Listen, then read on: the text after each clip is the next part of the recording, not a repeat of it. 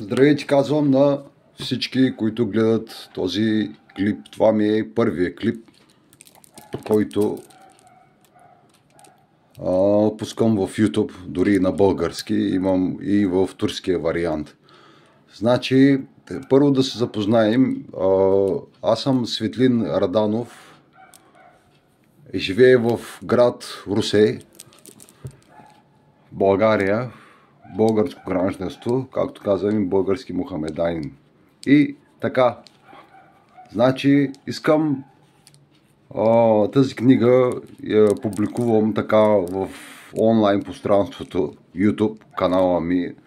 Моля се, ако я харесате, да се абонирате и вече ви се решавате дали да лайкнете. Тъй, последната врата. Значи, много сериозна книжка. Аз казвам книжка, но тя е повече от 1500 страници. Ще ви разправям дори и за деца, дори за живота, да може да откриете тази последна врата. Аз тази врата съм я отворил вече. Открехнах, видях за какво става въпрос. Последната врата ще ви трогне, ще видите истинския живот, който е реалист. Аз съм реалист, Зодия Дева. И искам друго да уточня, което е наистина много важно, както и самия живот е важен.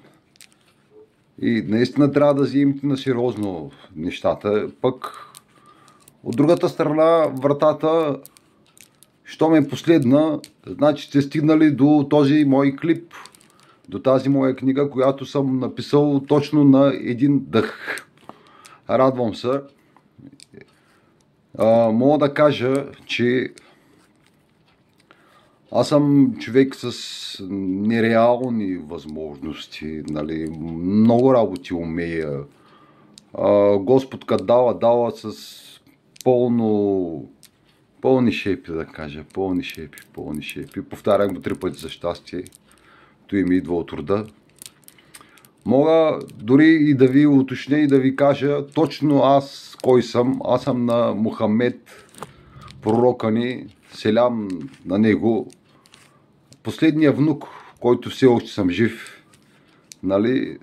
Наречен съм човекът, който краде души и ги връща на Господ. Всичко е в ръцете на Господ. Той е на земята, Той е на небето. Всички при него ще се върнем. Желая ви приятно гледане на следващия ми клип, който ще публикувам тези дни. И успех!